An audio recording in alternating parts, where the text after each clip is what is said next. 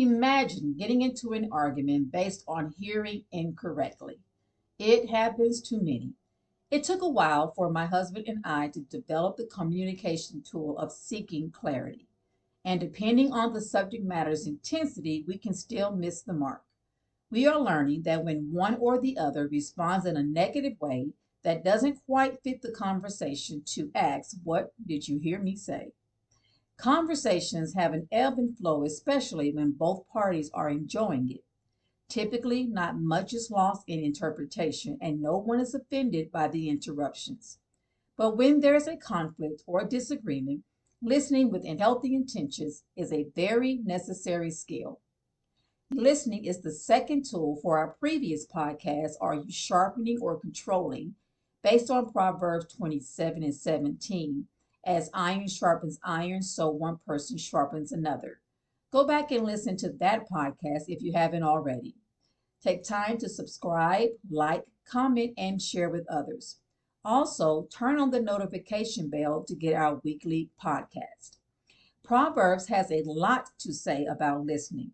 One of the many scriptures is Proverbs 18 and 13.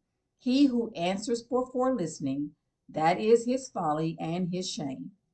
Our earlier experience in our nuclear family shapes our communication patterns and skills. Overcoming poor communication patterns and skills can be a challenge. Proverbs 18 and 13 gives us one skill to help us: listening before answering. Understanding can only come from hearing all of what a person has to say. Now, I'm not talking about the normal ebb and flow of a casual conversation, although it is a good place to practice. However, when a conflict arises, communication needs more focus, clarity, and correct interpretation. To focus better, make sure you are mentally and emotionally available to listen. Sometimes the problem isn't the conversation. The problem may be the condition we are in when we have the conversation. Self awareness of the time that is best for you and for your partner or the person you're talking to is very necessary. Make sure your body is physically taken care of, meaning you're not hungry or tired or emotionally depleted. Do not force yourself or anyone to talk when the time doesn't work for both. Ask what time is best for the conversation and share a snippet of what you want to discuss. For an example, I want to discuss the overspending of hobbies. What time is good for you? Some couples take the time to have a date night just to talk about certain topics. This may also be a good fit for you, or even with your child. I know that some think we should not let the sun go down on our anger, meaning to resolve things before going to bed. Ephesians 4 and 26 is where this idea comes from. And it does say, do not let the sun go down on your anger. However, this means managing your anger. It does not mean forcing a resolution to a disagreement. It is telling us to regulate our emotions, not the other person's.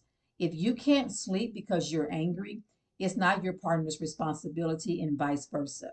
Take a shower, listen to music, or pray to regulate yourself. Yes, it would feel better to resolve an issue before going to bed or from departing from each other, but it would be best that we regulate the emotion first and then have the conversation. You want to practice not allowing anger to control your mood and environment or causing damage emotionally or physically. You may need sleep or food to realize that you weren't that angry. If you're still angry the next day, then schedule a time to talk about it. If you're not angry, let it go. If you have any experience in this, tell me in the comments. It helps us to be encouraged when things happen in our own time and space. The second skill is to be intentional with your words. Think it through before speaking. Proverbs 29 and 20 says, do you see a man who speaks in haste? There is more hope for a fool than him. Communication needs clarity. When so much is going on daily, we're hearing all types of news, our own past conflicts, and poor communication patterns, we can hear incorrectly. If you're offended by a comment, make sure you heard what you thought you heard. To clarify, present what you heard. For an example, I heard you say, I didn't care about overspending in the budget. Is that what you meant to say? Repeating what you heard gives the person a chance to hear how and what they said. It gives the opportunity to correct what they meant to say. Now, be mindful that this doesn't become a point to argue. Some people spend time proving what one person said instead of listening to what they was meant to be said. So, kind of slow down and give them the opportunity to clarify. Communication needs the correct interpretation. Taking care of your physical and mental needs and clarity helps with the correct interpretation. Don't take it personally. Focus on the issue, not the person. For an example, if you overspend the budget, stick to the topic of the budget and look for solutions. You're not going to win a medal or a prize for winning an argument. Relationships are damaged when we operate in courtroom fashion. Think about what you've tried. If it didn't work, that's not a solution. I'm going to end with this. I was upset with my husband's paternal grandmother at our wedding. It was her first time meeting me as she lived in Florida and we lived in Texas. I went to hug her and she said, "It takes two to argue." Now tell me who does that at a wedding? Well, she did. And I wish I had understood then how to put into practice what she was trying to relate to me. I don't have to argue. I really don't.